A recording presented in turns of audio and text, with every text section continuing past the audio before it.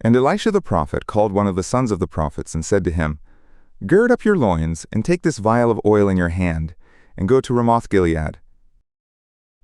And when you come there, look there for Jehu the son of Jehoshaphat the son of Nimshi, and go in, and make him arise up from among his brothers, and carry him to an inner chamber.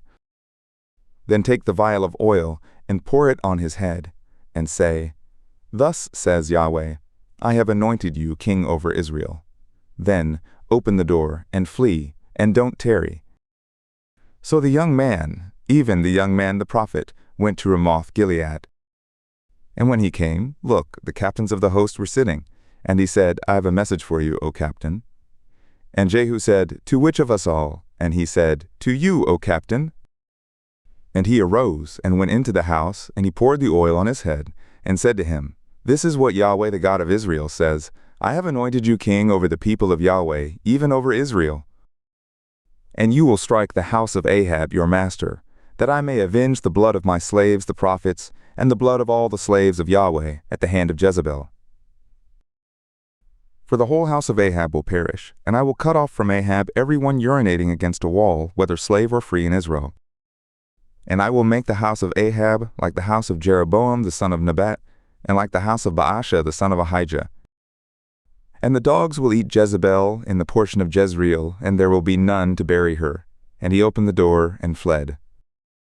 Then Jehu came forth to the slaves of his lord, and one said to him, Is all well? Why did this insane fellow come to you? And he said to them, You know the man, and what his talk was. And they said, It is false. Tell us now. And he said, Thus and thus he spoke to me, saying, Thus says Yahweh, I have anointed you king over Israel.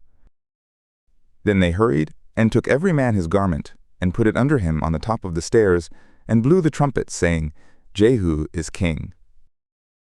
So Jehu the son of Jehoshaphat, the son of Nimshi, conspired against Joram. Now Joram was keeping Ramoth-Gilead, he and all Israel, because of Hazael king of Syria. But King Joram had returned to be healed in Jezreel of the wounds which the Syrians had given him, when he fought with Hazael king of Syria. And Jehu said, If it is in your soul, then let none escape and go forth out of the city, to go to tell it in Jezreel. So Jehu rode in a chariot and went to Jezreel, for Joram lay there, and Ahaziah king of Judah came down to see Joram. Now the watchman was standing on the tower in Jezreel, and he spied the company of Jehu as he came, and said, I see a company. And Joram said, Take a horseman, and send to meet them, and let him say, Is it peace? So one went on horseback to meet him, and said, Thus says the king, Is it peace? And Jehu said, What have you to do with peace? Turn behind me. And the watchman told, saying, The messenger came to them, but he didn't come back. Then he sent out a second on horseback, who came to them, and said, Thus says the king, Is it peace? And Jehu answered, What have you to do with peace? Turn behind me. And the watchman told, saying, He came even to them, and didn't come back. And the driving is like the driving of Jehu the son of Nimshi, for he drives furiously. And Joram said, Get ready. And they got his chariot ready. And Joram king of Israel and Ahaziah king of Judah went out, each in his chariot. And they went out to meet Jehu, and found him in the portion of Naboth the Jezreelite. And it came to pass, when Joram saw Jehu, that he said, Is it peace, Jehu? And he answered, What peace, so long as the prostitution of your mother Jezebel, and her witchcrafts are so many? And Joram turned his hands, and fled, and said to Ahaziah, There is treachery, O Ahaziah. And Jehu drew his bow with his full strength, and struck Joram between his arms, and the arrow went out at his heart, and he sunk down in his chariot. Then Jehu said to Bidkar his captain, Take up, and cast him in the portion of the field of Naboth the Jezreelite. For remember how that, when I and you rode together after Ahab his father, Yahweh laid this burden on him. Surely I have seen yesterday the blood of Naboth, and the blood of his sons, says Yahweh, and I will repay you in this plot of ground, says Yahweh. Now therefore take and cast him into the plot, according to the word of Yahweh. But when Ahaziah the king of Judah saw this, he fled by the way of the garden house. And Jehu followed after him and said, "Him too, kill him." This happened in the chariot at the ascent of Gur, which is by Ibleam. And he fled to Megiddo and died there.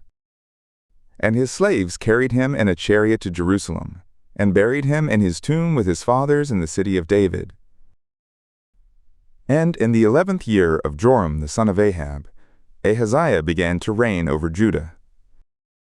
And when Jehu came to Jezreel, Jezebel heard of it, and she painted her eyes and attired her head, and looked out at the window.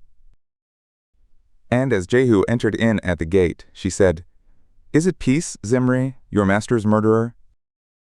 And he lifted up his face to the window, and said, "Who is on my side? Who?" And 2 or 3 eunuchs looked out to him. And he said, "Throw her down." So they threw her down, and some of her blood was sprinkled on the wall and on the horses, and he trod her under foot. And when he came in, he ate and drank. And he said, "See now to this cursed woman, and bury her, for she's a king's daughter." And they went to bury her, but they found no more of her than the skull and the feet and the palms of her hands. Therefore they came back and told him, and he said, "This is the word of Yahweh, which he spoke by his slave Elijah the Tishbite, saying, In the portion of Jezreel will the dogs eat the flesh of Jezebel. And the body of Jezebel will be as dung on the face of the field in the portion of Jezreel, so that they will not say, This is Jezebel,